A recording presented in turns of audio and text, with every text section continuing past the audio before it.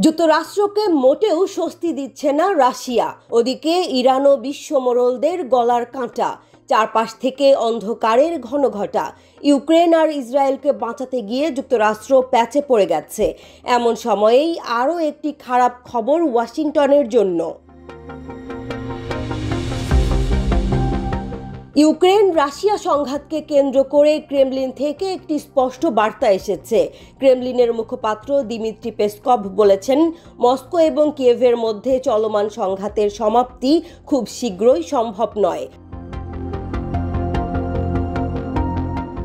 সোমবার রাশিয়ান সংবাদ মাধ্যম RIA নভোস্তি পেসকভকে প্রশ্ন করে, ইউক্রেন সংঘাতের অবসানের জন্য বর্তমানে কোনো পূর্ব শর্ত আছে কিনা। জবাবে পেসকভ সোজাসুজি বলেন, না। তার বক্তব্য থেকে স্পষ্ট, ইউক্রেন সংকট সমাধানের জন্য কোনো কার্যকর পূর্বশর্ত বর্তমানে বিদ্যমান নেই। পেসকভ আরও জানান, রাশিয়া আলোচনার জন্য উন্মুক্ত থাকলেও কিয়েভের পক্ষ থেকে সাড়া মেলেনি। তিনি বলেছেন, যেহেতু কিয়েভ আলোচনা নিয়ে আগ্রহী নয়, তাই আমরা আমাদের সামরিক অভিযান অব্যাহত রাখছি।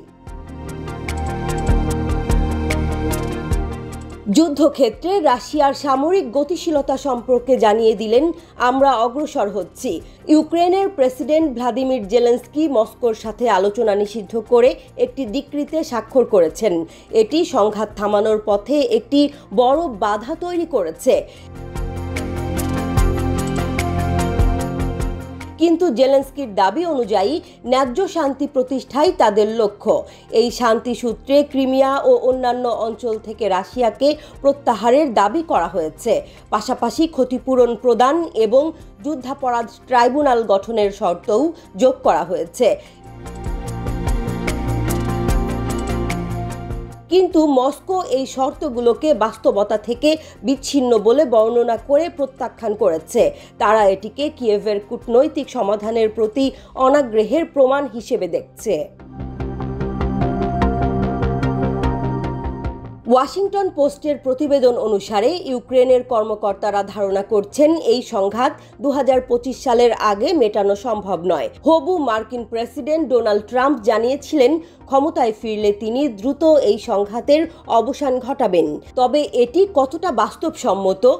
ইউক্রেনের অভ্যন্তরীণ রাজনীতিতেও নানা প্রশ্ন উঠছে। যুদ্ধ দীর্ঘায়িত হওয়ায় জনগণের মধ্যে ধৈর্যের অভাব দেখা দিতে পারে। অর্থনৈতিক মন্দা, বিদেশি সাহায্যের ওপর নির্ভরতায় জেলেনস্কির ওপর চাপ বাড়ছে। রাশিয়ান প্রেসিডেন্ট ভ্লাদিমির পুতিন উল্লেখ করেছেন, মস্কো এরই মধ্যে 2022 সালে ইস্তাম্বুলে নির্ধারিত শর্তে সম্মত হয়েছে। এই শর্তগুলো ইউক্রেনকে নিরপেক্ষ অবস্থান গ্রহণ এবং ন্যাটোতে যোগদান থেকে বিরত থাকার আহ্বান জানায়। তবে কিয়েভের তরফে এসব শর্ত মানার কোনো ইঙ্গিত মেলেনি। রাশিয়ার সামরিক কৌশলগত অবস্থান বিশ্লেষণ করলে দেখা যায় যে, তারা পূর্ব ও দক্ষিণ ইউক্রেনের নির্দিষ্ট এলাকাগুলোতে নিজেদের উপস্থিতি শক্তিশালী করছে। দোনেৎস্ক, লুগানস্ক, খেরসন এবং জাপোরোজিয়ে অঞ্চলে রাশিয়ার শক্তি বৃদ্ধি ঘটছে।